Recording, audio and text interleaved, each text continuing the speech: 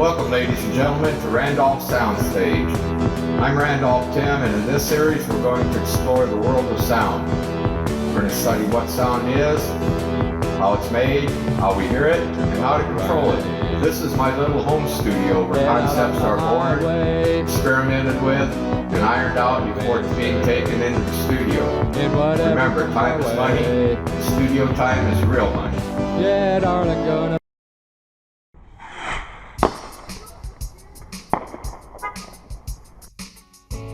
In this episode, we're going to discuss some of the things that are important to setting up the board and getting the sound we want. And we'll look at one other characteristic of sound that's important to setting up the board and getting the sound we want.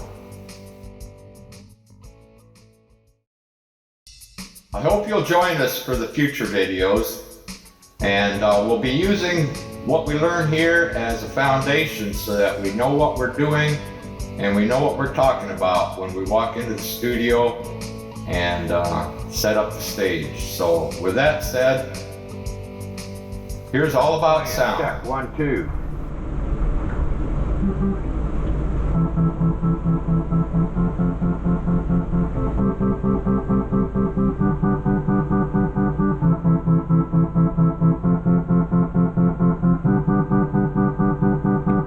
Okay, what we have here is the envelope, please.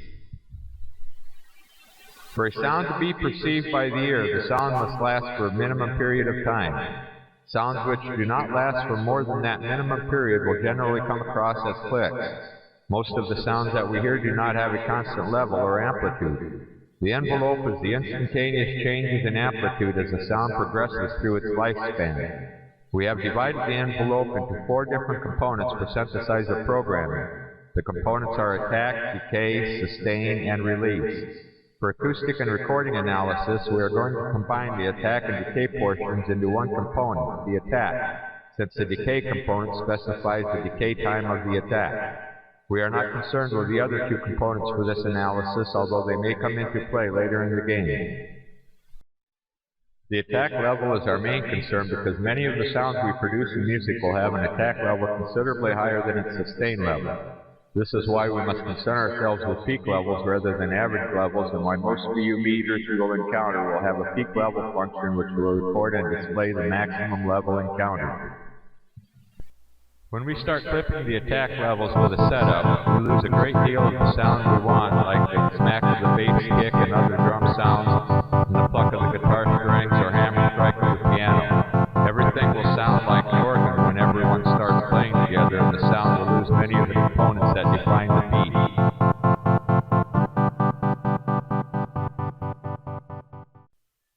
It is important to start all of the pieces of the band out on an even playing field. This serves 2 important purposes. It provides a solid, consistent starting point so that you know where you're at. If you don't do this, you are basically shooting in the dark when it comes to shaping your sound or troubleshooting a problem. It doesn't matter if you're on the stage or in the studio. The other important purpose is actually 2 purposes. You want your sound to be consistent. In the days when everything was published on vinyl, you had to sell a bunch of copies to make it pay. That meant radio airplay. If you didn't chart and get airplay, you didn't sell vinyl and you didn't sell tickets.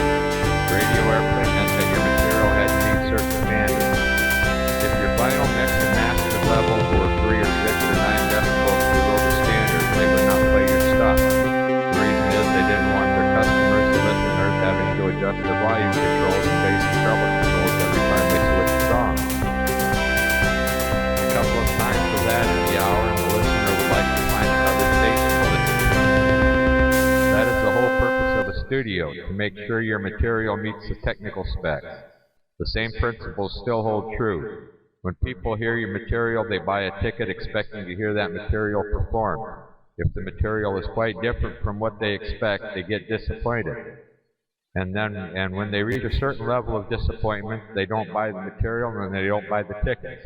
If the sound on stage sounds trash or very different from the stuff you have published, you're going to have problems. So, let's set up a board.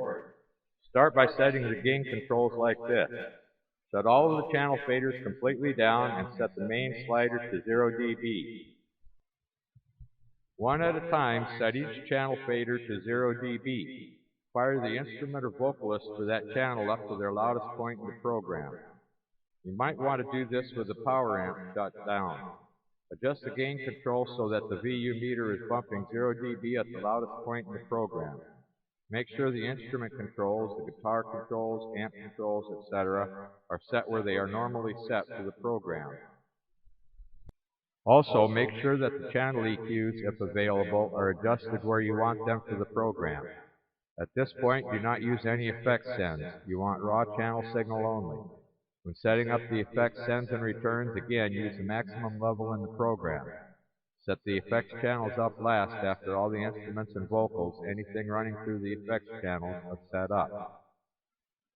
Once all of the channels are set up, you now have a starting point because all of the channels, when set to 0 dB, will be sending the same level to the mixer, and that's the maximum clipping level.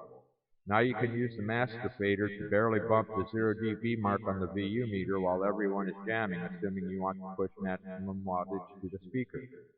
The 0 dB mark usually represents a solid 1 volt signal level to the output jacks, which will drive the power amps at rated power. All of this should be done at practice, by the way. It is very bad form to do this right before the gig. Write down the position of each gain control for each channel so you only have to do this procedure one time. Save time, save money. This is not part of the sound check. Now you can bump all of your channel faders back to -3 dB and they will still be feeding the same level to the mixer. You might even want to bump them back to -6 dB if you want to mix the channel headroom and you're using an analog board.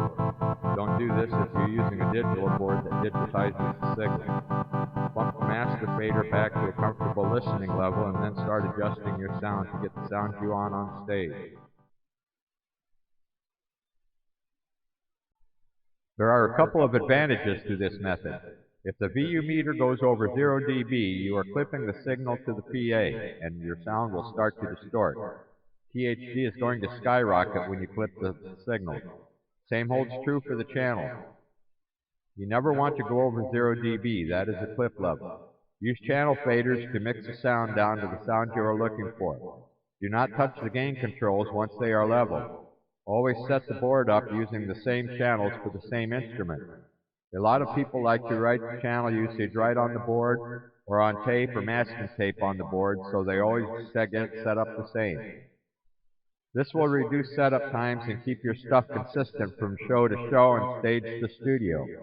Also, write down the fader sets once you get your board stabilized where you want it. Same holds true for drums mic channels, whether you're running them right into the main board or using a separate drums board.